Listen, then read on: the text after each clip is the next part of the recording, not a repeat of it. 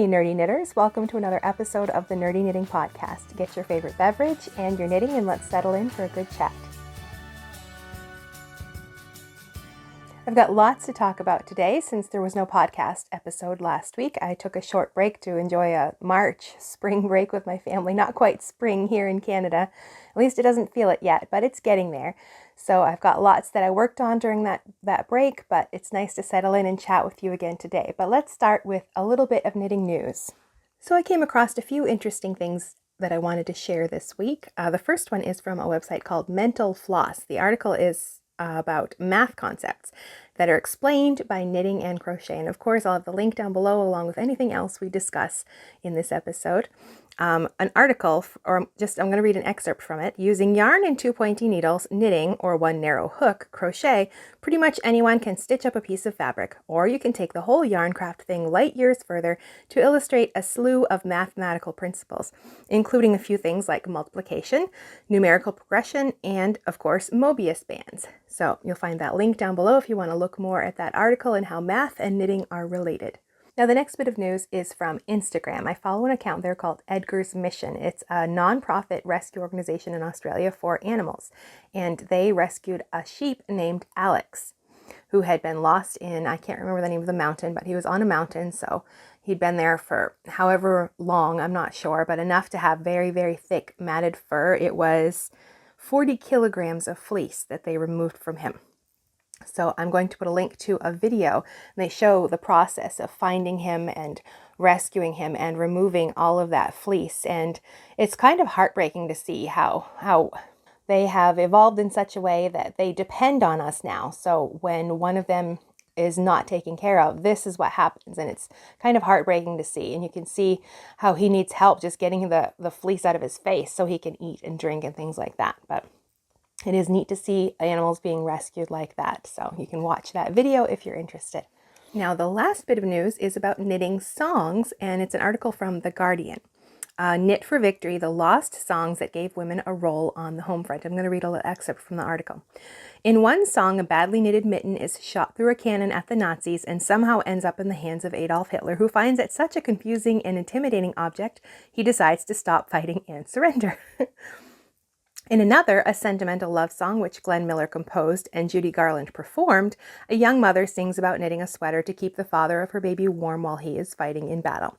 Written to keep women's spirits up as they knitted clothes, particularly socks, for British soldiers during the two world wars, songs about knitting were once hugely popular all over the UK and around the world.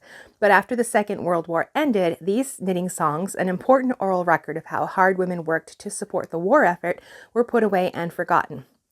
So then comes Melanie Gall. She's a music historian and an opera singer, and she's collected more than 100 knitting songs from the British Library and private collections all over the world, and she is taking these songs on tour around the UK. Now, she's also an avid knitter, and she's planning to hand out needles and yarn so her audience can sit and knit while she performs the songs that have not been heard since the armistice. So she hopes one day to publish a songbook of all of the knitting songs she has collected. I thought that was such an interesting thing. I mean, I knew that knitting was very popular during the wars, especially socks, but I had no idea that there were so many songs related to knitting. So I mean, if you're in the UK and you get a chance to go see her perform, that would be really cool. I'm not, obviously I'm in Canada, but I think that's just super neat. And you'll find the article linked down below so you can go check out more about what she's doing. Now that's all for news, so let's take a look at our knitting questions this week. And as always, if you have any thoughts or opinions to share, further insight into any of these questions or advice, please share it in a comment below. And those who ask the questions, be sure to check out those comments to see what everybody else has to recommend or say. First question is from Kaz. When knitting for myself, I think it doesn't look good for me. I'm finding it difficult to knit. I would really love to knit something and not keep taking it off my knitting needles. So I'm going to be a little bit not harsh here, but just stop taking the things off your needles. If you mess up and you stop and you rip out and you just move on to another project, you're never going to improve your skills like you want. So my advice is pick a simple project, whatever level you're at. If you're just knitting and purling, Just work in garter stitch or work in stockinette stitch or seed stitch, and don't take the project off your needles. Even if you mess up, you don't have to fix the mistakes. Just keep practicing that stitch pattern, that skill, until you finish the project, even if you're messed up. Don't rip your needles out and rip it out and start over. Finish the whole project first, and then if you don't like it, rip it out and use the yarn for something else, but finish the project at least so you can see some improvement in your skills. If you keep quitting and moving on to something else, then you're not going to progress as much as you'd like. So really, you just need to sort of power through until you get that new skill acquired. And I know that can be frustrating, but you're not going to see improvement if you keep quitting.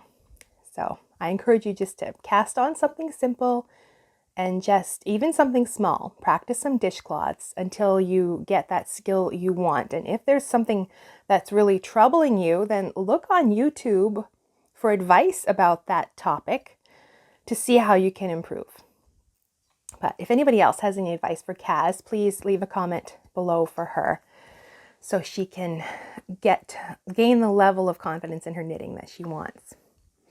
Now, the next question's from Michelle. I'd be interested to learn about different selvage techniques, which are stretchy or not, with or without increases, etc.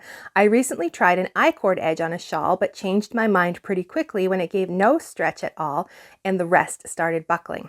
So this is a big topic, and I think we're going to have a whole video just about selvage stitches and the ways you can do them and which ones to use in what situation. But we can at least discuss some basics here. So I've got some notes that I can refer to so I don't forget anything. But so my first sort of overview, I don't like to say there's rules in knitting, but just guidelines that best practices maybe is a better way to do it.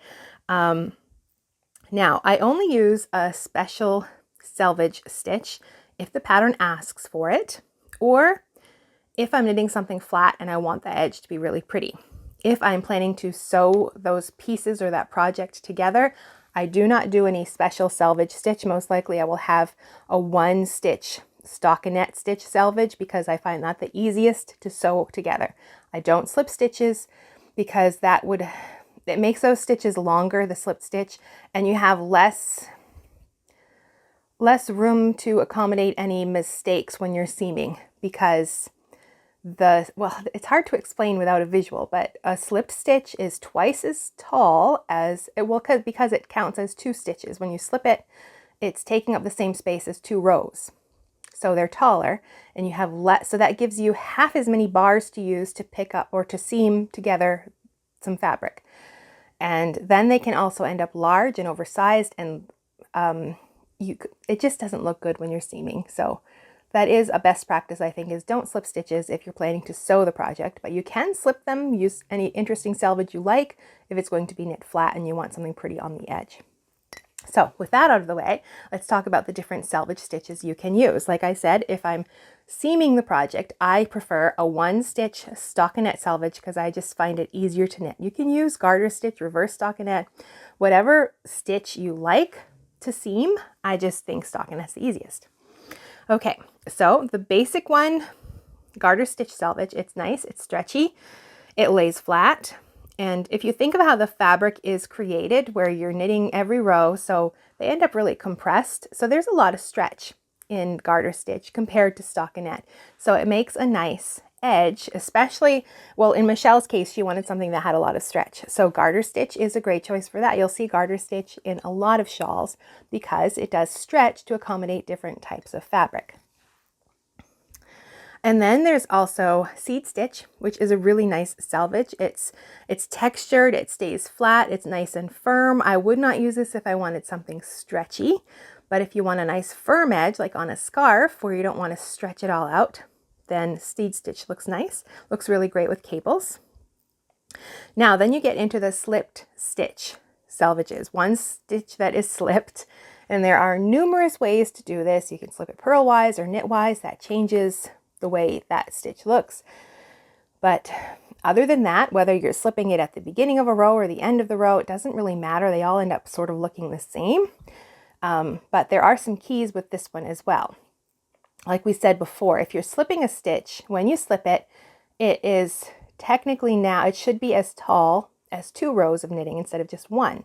So if you're slipping that stitch and then tightening up the yarn, so you're shrinking that slipped stitch edge, then you are going to compress the edge and it's not going to have as much stretch as you probably want.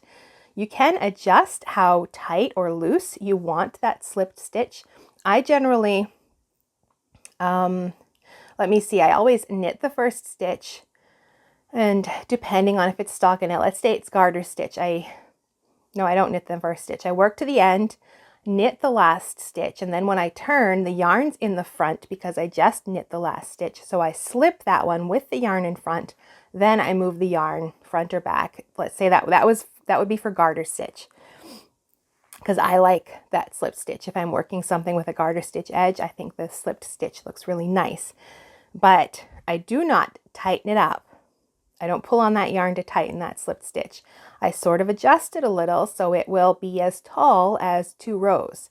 And then you can also give it a little extra space if it's going to be for something like a shawl that's going to be stretched out. Then leave that one pretty loose as you're working it back and forth across the rows and slipping that stitch. Leave it pretty loose, and it might look really loose and loopy, but it'll give you lots of stretch when you stretch that final project. So if you are doing a slip stitch, don't pull it too tight. Okay, and then we have the I-cord edge. Now this is very similar to a slipped stitch. You're just slipping multiple stitches, maybe 2, maybe 3 or more stitches. Now this is not as stretchy as garter stitch, but it's very decorative. And to make it slightly stretchier, knit those 2 or 3 stitches more loosely if you want them to be more stretchy. And then I was thinking, how can you make it more stretchy? So I was looking for some advice. I checked YouTube and I found a cool video by Stephen West where he talks about making I-cord stretchier. Basically, and I use the same method he does. When I'm doing an I-cord edge, I knit, let's say it's 3 stitches for my I-cord. I will knit those 3 stitches. When I get to the end, I bring the yarn to the front and I slip the 3 stitches. Then I turn my work and I knit them and slip them. So that would be how you'd create the I-cord. So when you're turning the work, you knit the 3 stitches, and then his tip is to slip them back to your left needle and knit them again. If you want to see the video of him demonstrating this, I'll put it down below. It's really a neat trick. So Michelle, if you want to use an I-cord edge and you want it to be stretchier or long enough for your project, this tip will probably work for you, hopefully. And then Louette's question, I would love it if you could lead me to a plus size top-down raglan cardigan. And my recommendation for you, Louette, is the Tin Can Knits Harvest cardigan. It's part of their simple collection of first knits for new knitters. So it's a fairly easy pattern. Pretty sure it's free. I think all of the patterns in their simple collection are free. They always have great illustrations and articles to coach you through each step of the process. And they always come in a wide range of sizes. And I'm sure there are others. That was just the one that came to the top of my head. If anybody has any more recommendations for Louette for a top-down raglan cardigan that comes in a larger range of sizes, she's looking for a plus size sweater. So any recommendations for her? Leave them down below. Okay, so I thought we were finished with our discussion about animal fibers and ready to move on to our discussion about plant fibers, but completely forgot about one fiber. And Cassandra was kind enough to leave a comment in the last podcast and say, what about yak? And I've never knit with yak. I've heard about it and I've seen yarns with yak, never knit it myself. Completely slipped my mind. So we're going to discuss yak yarn, and I would put this in the luxury fiber category. So I'm going to have to update that article on my website too. But let's talk about yak, and then next week we will dive into plant fibers. Now yak, they are domesticated, part of the nomadic culture of Central Asia. And you actually get 3 different types of fiber from yaks. There's the coarse long hairs, and nomads use these to make their tents. And then there's medium thickness yak fiber, and they use that to make ropes and tents and sturdy blankets. And then the softest fiber, the undercoat, is called yak down, and this is what we use to make yarn. And each animal produces about 1 kilogram of down per year. Now, this yak down, the micron measurement is similar to cashmere. So that gives you like the microns. I'm not going to try to explain it because I don't really understand. Basically tells you how soft it's going to be, how many, I don't know. We'll just go with it. Tells you how soft it's going to be. So the micron count or measurement for yak is very similar to cashmere. So probably know what cashmere is like, even if you've never knit it for yourself. It's soft. It's a soft fiber, and yak is very similar to that. So I would consider it a luxury fiber because of that, and it's not like you can just find a yak in town and get some yarn. They're not as commonly found as different breeds of sheep. So they have a short staple, which makes it hard to spin. So it's sometimes blended with other fibers like wool. Not all the time. I mean, you can still spin with it. It just makes it a little more difficult. Long staple fibers, that's the length of them, are easier to spin. As far as I know, I'm not a spinner. So let me see. So that it adds its softness, like when it's mixed with other fibers like wool, then you can add that softness like you would with cashmere. If you get a nice wool cashmere blend, then it's going to be very soft and luscious, and yak does the same thing. So the advantages of yak: it is hypoallergenic, it's very warm but also breathable, it has good drape and good elasticity, but it does have, well, a few disadvantages. It's limited availability and the price because it's a luxury fiber. But it would be great for all kinds of projects where you want that added warmth, and where it is breathable. Maybe if it were combined with a plant fiber, it would be good for summer garments as well, because it does have some elasticity. I don't know. I'm just thinking about that. I'm not sure if I haven't really checked out different yak yarns, but I wonder if because it is elastic and breathable, so if you combined it with plant fibers, which are not very elastic, that'll give them a little more bounce. Maybe. I don't know. So maybe you know of a yak and cotton or linen blend, then maybe that's a thing. But anyway, so you could use it for all kinds of projects, and warmth for as well, probably combined with wool. But because it is pricey, it's probably best saved for smaller accessories, especially if you find some 100% yak. Unless you've got the budget for a full sweater or cardigan, then do what you want. But if it's one of those precious things and you just want to use one skein for something just really lovely, then like a cowl or some mittens, probably work really well for that. And I did find some yarns online. I didn't look too closely at them. I just looked for yak yarns. So there's My Yak, and they have a whole series, not just yak yarns, but other yarns as well from Central Asia. From Mongolia, I believe. And then the Rowan has their soft yak DK, and Stolen Stitches has one as well that has some yak in it. So if you go to, I'll put links for these down below, but really I went to Lovecrafts and I just typed in yak to see if I could find some. And there were a lot of other ones as well. So if you're interested in giving some yarn with yak a try, that sounds so funny to say that. I don't know why. But then you can try one of these and tell me if you've knit with this fiber, what it's like to knit with, if you like it, or give us your opinion and your thoughts about that. Now, before I share what I've been knitting for these past few weeks, I just want to share about this week's sponsor, which is Annie's Kit Club. Not just Annie's website, her catalog with all of those different craft-related things, but they have a special kit club where you can pay for a monthly box to come every month with the yarn and the pattern. I don't think it comes with the needles, but everything but the needles probably that you need to knit a variety of projects. And they have some for crochet, they have knitting, they have other crafts as well. But for knitting, they had socks, they've got some blanket sets. They have one that is for knitting and crochet. They send you the yarn and then a knitting pattern and a crochet pattern, so you can choose how to use that project. And then another one that's like a different project every month. Lots of cool kits. And I've been looking at one of their blanket kits, the Block of the Month Club. Now, every month you get 3 blocks. Well, the yarn and the patterns for 3 different blocks. And over the course of, I think it's 11 months, you'll finish all of these blocks and create a beautiful afghan. And it's just a variety of stitches, like textured stitches, cables, lace. Yep. And there's 5 different color options. So they have some great color choices. I really like the ones that all these different blues. It's probably my favorite one. And it also includes a stitch guide and some online video tutorials. So if you want to explore different stitch patterns, in small doses, then little blocks like this are a great way to do that, to try cables or try simple lace. And of course, they've got tutorials to help you with all of them. And then when you're done, you've got a beautiful, beautiful blanket. So if you're looking for something new and you love to have surprises come in the mail, then Annie's Kit Club is a great choice. And this month is National Craft Month. So they are celebrating by offering your first shipment for free. You just pay the shipping and handling. So there is a special code for that. I'll have it down below and you can click the link, use that code, and start your new kit club. Now, I had lots of lovely knitting time last week on my little mini break, so I've got lots of finished objects to show. The first one is the poncho that I've been working on. I don't have it here. I've mailed it off to the yarn company, that Biscotte yarns. They are in Montreal, Quebec. But I'll put a picture here of the finished poncho. Now, the yarn for this project is Biscotte Yarns Louise Robert Merino worsted.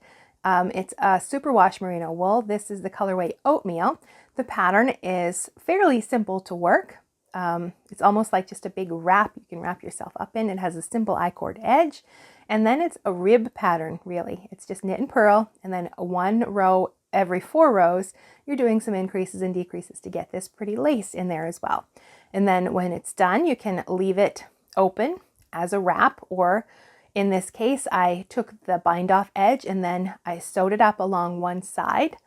And that gives us a poncho that you can wear off your shoulder, or put the point in the back, or in the front might be a little bit weird. I like it off to the side, I think the best. But it's one size, it's a bit oversized. So depending on your size, I guess. But it's really fun to knit, but simple to knit, and it still looks really nice, I think. Then I had discussed that I felt like I was knitting lots of mittens and gloves. I finished some gloves for my daughter a few episodes ago, and then I had won a giveaway from Sam of the Irish Knitting Podcast, and he sent me some yarn and the pattern for fingerless mitts, and I'm planning to knit them for my father-in-law. And then I still had another skein of black yarn, and my husband said that he'd like a new pair of gloves. So I didn't start the fingerless mitts for my father-in-law. I skipped right to the gloves. So black yarn, let me tell you, it was fine to work on, but I happened to drop a stitch when I was working on the cuff on one of these, and I didn't notice it until like the next round around, and then I saw it. So I have a neck light that I use sometimes when I'm knitting in bed in the evening and I don't want all the lights on. Didn't have that handy with me, but I had my phone, so I turned the flashlight on my phone and I'm sort of holding it under my chin and trying to fix that drop stitch, because I needed the extra light, because they're black. So that was an issue. And then on one of them, I don't know how I did it, but I was working on the pinky, and somehow when I started the ring finger, and I couldn't tell you how I did it, I somehow had this piece of yarn that was looped on one side of the pinky and sort of dragged over and then knit with on this side. So my husband had tried one on and he's like, this pinky is really tight. And I'm like, oh, I wonder why. I didn't even bother to look at it. I just kept knitting. And then when I'm done, I'm turning it inside out to weave in all the ends. And I see this piece of yarn is like looped around the pinky and then used to work this finger. I don't know how I did that. So I had to like pick it all out, and I had a big gaping hole there. So I had to sort of turn my light on again and try to pick up all the stitches, because I didn't want to take out all the fingers like right there to try to fix it. So I just unworked some of the stitches and got it loose and fixed it, and then it was fine. So don't know. I still have no idea how I did that, but they are finished. I think weaving in all of the ends is probably the most tedious part, because you've got all of the ends between each finger, and you've got all of the ends for each tip of the finger. And oh, I do have to say, I can't remember who left the comment about using a needle that is 1 or 2 sizes smaller to do like the top point when you're decreasing, but that's such a great tip. And I did that with this, and the tips just look perfect. But there's something about going down a needle size or 2 that just tightens everything up right there, and it looks nice. So those are done, and I still have to give them a wash and block them.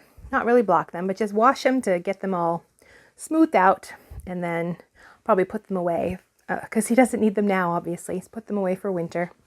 Oh, and those are knit with Patons Classic Wool Worsted and in black, obviously. That's one of my favorite yarns. If I'm looking for something that uses a worsted weight, 100% wool, it's a little bit scratchy, I think, but not terrible. Then it's affordable. You can find it. I don't know. Maybe Walmart has it. I don't know, but I usually get it at Michael's right here in our town. But it's just a nice wool that you can find locally. Okay, and then there is my Adventurer scarf, which needs a good blocking because it's all bunched up right now, but that is finished. This one uses, okay, the pattern is Ambah O'Brien's Adventurer Wrap and Scarf. The yarn is Urth Yarns Superwash Merino Gradient. I think that's the name. It's 4 skeins of yarn, 200 grams, fingering weight, 4 different sort of colors. You've got 2 solid colors, this one on the end, this one in the middle, and then 2 that are like speckled variegated things with those 2 colors. So pattern's really fun. It's a bias shawl. It's got this chevron shaping, a little bit of lace, mostly garter stitch, but the shaping in the lace keeps it interesting enough that I wasn't bored. Just straight garter stitch, I would be very bored. So you can see it sort of slants off to the side. That's that bias shaping. So, which we've been talking about in some videos recently. So if you want to knit a bias shawl or want to know how they work, then look for that video about bias shawls. There's 2 basic ways to knit them, and we go over both of them, and one of the methods is used for this shawl. That's it for finished objects, and on my needles right now is still my master sweater. I hope to have it done last week, and I didn't work on it at all. I just did fun knitting. But I've got the neckline picked up. That was fun. Well, because I'm writing my own pattern myself, so I had to work out all of the ratios, how many stitches to pick up, blah, blah, blah. And then, of course, I wanted to sort of continue the pattern. I wasn't going to work all the cables right up to the top, but where there were like stockinette stitches for the cables, I wanted that to be more prominent. So it's not like a knit 2, purl 2 rib. It is along the side. I don't know if that's going to show up very well. But then along the front and the back, it's not really a knit 2, purl 2. I carried up these small 1/1 cables right up to the neckline. And then I tried to carry just the cables themselves. So it's not a 2x2 rib. It's more like in the stitch pattern I used. And I had to rip it out and do it a couple times to get it just right, because both sides have to have the same amount of stitches, and the back and the front. And then these little 1/1 stitches. Oh my word. I had a lot of time to practice dropping down to fix them because I messed them up. When I was knitting them flat, it's just 1 stitch over 1 stitch, and leads to the right, leads to the left. I've got both of them in there. When you're knitting them flat, every right side row, you're crossing those stitches, and then on the wrong side rows, you're just purling across on them. But when I started them in the round, in my head, it was every right side row. And so every time I came to it, I would cross them. And then I'm looking at it and I'm like, it doesn't look like the cables from the sweater itself. The collar looks odd. Why are these stitches looking so odd? And it was like, duh, because I had forgotten about the wrong side rows, which of course, when you're knitting in the round, there are no wrong side rows. So I had to drop down, and I didn't want to pull it out at that point. I think I had done 6 rows on the neck. And after picking up stitches a couple times and getting the numbers just right and the placement just right for my knits and purls, I figured, well, I'm going to try to drop down and fix each one as I come to them. And then if I totally mess it up, then I can rip it out and fix them.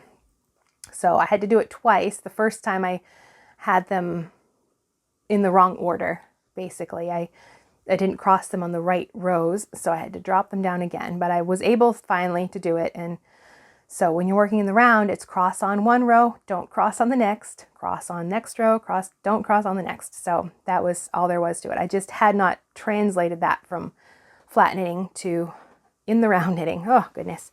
So, oh, goodness, I'll be just happy when this is finished and I can mail it off. I'm getting, I don't know, frustrated with this sweater, but I'm ready to be done.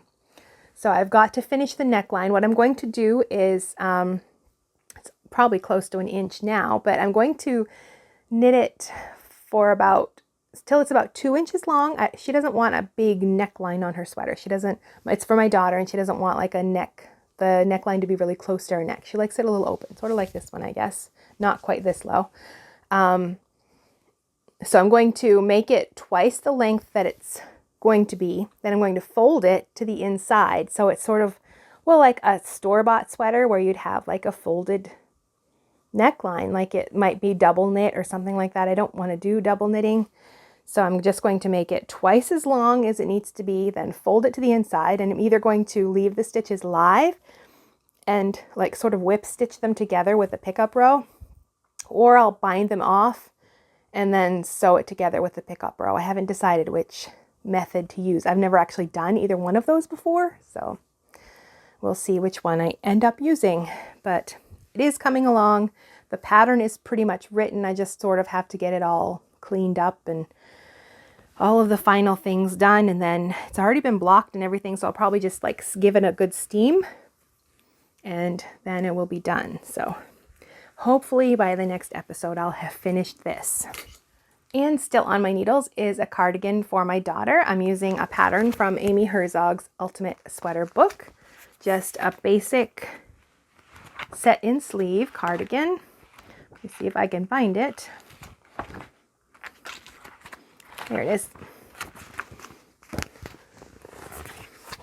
So I'm using this one and then adding a shawl collar and some pockets, and she discusses all of that in this book, how to use the basic patterns and add different things to it to really customize it. And I'm using, and it comes in 3 different yarn weights as well, each of the patterns does. This one, I don't remember which 3 it comes in, but I'm using a sport weight yarn, Brava from Knit Picks. It's their 100% acrylic, really nice and soft, machine washable and dryable. So I'm making good progress. I should be closing in on like the shoulder, not the shoulder, the sleeve shaping pretty soon. Just plain stockinette, rib at the bottom, nothing too fancy. I'm on my second ball of yarn, so moving right along. And I have a new design on the needles, an asymmetrical triangle shawl. I have ripped it out a few times and restarted, but I think I'm finally got things the way I want them. Now it's using the same yarn, from the same company, I should say, as the one that's on the mannequin, and it's going to be the same stitch patterns. It's, well, the working name is the Color Adventure Shawl. The version on the mannequin is a top-down triangle. This one's going to be an asymmetrical triangle, same stitch patterns. This yarn, it's Gauge Dye Works. It's whiskey in a teacup. It's their 2-ply fingering, 100% superwash merino, and it's the extra large size. It's 170 grams of yarn. Roughly half of it is the colored stripes, and the other half is that beautiful gray color. It's not the same yarn as the mannequin. I can't remember what that yarn was. This one is a 2-ply. The other one might have been like a sock yarn, I think. I can't remember. But so like the other shawl, if you heard me talk about it, it's 4 different basic stitch patterns. Every time the color of the yarn changes, then you change to a different stitch pattern. And we move through all of the stitch patterns until all of the yarn, the colors are done. And then like it's another section of stitches for the big gray section. But took me a while to get this sorted out. My stitch count wasn't working out for the stitch patterns, and I realized I had made some stupid mistakes. So it was only increasing at 1 stitch every 2 rows. And with some of the stitch patterns, it needs to be an odd number. So if you're only increasing 1 stitch every 2 rows, you end up with even numbers as well. And it was really making the stitch pattern more confusing than it needed to be. So I had to rip that out and figure out how to add 2 stitches for every 2 rows. So anyway, I did get it sorted, and I'm on the 4th stitch pattern now, and then I'll repeat through these all again. So it's sort of, yeah, it's looking like a little triangle shawl, just a simple garter stitch edge, and I slipped that stitch along the edge, but I tried to do it loosely so I get more stretch, so it's a bit loopy up there, and that's the bottom edge there, and then it'll grow and grow and grow, and then along here will be the other bind off edge, and you get that sort of boomerang asymmetrical triangle shape. So stitch patterns will be the same as that one, just different shaping to create a different shawl shape. So that's it for what's on my needles. And of course, I've got new projects coming up. I need to go sort through my bin of leftover yarn. It's on the floor behind me, and see what I can do with some of those bits of leftovers. And I've got my father's fingerless mitts to knit as well, but of course he's not going to need them until winter, so I've got a little bit of time there. And I do have a few acquisitions. The first thing that just came in the mail is this beautiful, beautiful yarn. This is Malabrigo Meisha. I think that's how to pronounce that. It's a bulky yarn, 130 yards, 100 grams, and it's a superwash merino wool. It's a single ply yarn. I don't know if you can see it on the screen, but it's just one ply, so it's really like fluffy feeling and very soft. But I used this yarn, not this color. Let me see what color this is. This is Paysandu, maybe. I'm not sure how to pronounce that either. But I used a different color of this yarn to knit a cowl that is available on Knitty, the Satura cowl. So I'm going to use that same stitch pattern and knit a hat, a matching hat. Well, different yarn color, but the pattern will be the same. And that one will be coming out in October. I'll be self-publishing that pattern. So if you like the cowl, then you could do a matching set, hat and cowl. You'd need 2 skeins of yarn, one for the cowl, one for the hat. Unless you want a larger cowl, then you'd probably need an extra skein. But, oops, starting to unwind. But I really like this color. It's just very lovely. And I like using patterns where you slip stitches with their yarn, because it just seems to highlight like that lovely, the different colors or variegation in the yarn. So I'm looking forward to working on that. I probably won't be casting this on until maybe summer sometime, but I have this lovely yarn now and it's starting to come apart. I have to put that back together, but I'm looking forward to doing that as well.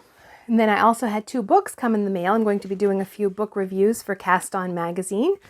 This one, French Knitting, which uses a knitting Nancy or a French knitting mill or whatever you like to call them. Let me see, does it have one here? Right there on the cover. One of these things where you work the yarn around it and then you just crank and you create I-cord basically. So it's lots of cute little patterns that use I-cord. And it was originally written in French. Karine Thibault de Messence. I'm not sure if I'm pronouncing that right. So lots of really fun. I really like these pillows. I think those are cute. So the pillows themselves, I think, are just, yeah, they're just sewn fabric pillows. And the project is making the I-cord and creating the design on the pillow. So it comes with templates for things like that if you need them. And cute little key rings. Very cute things. And then, of course, like the template you would need. Lots of cute ideas in this. If you have a child who loves to do crafty things, or you have a knitting Nancy or knitting mill already, then this is a really fun little book. Lots of cute ideas in here. More of the ideas on the back cover too. Very cute. I like the sneaker pom-poms. But the only thing, well, I've never used a knitting mill, so I'm not sure if you need a specific yarn weight. Like it just tells you like colors, use pink acrylic yarn.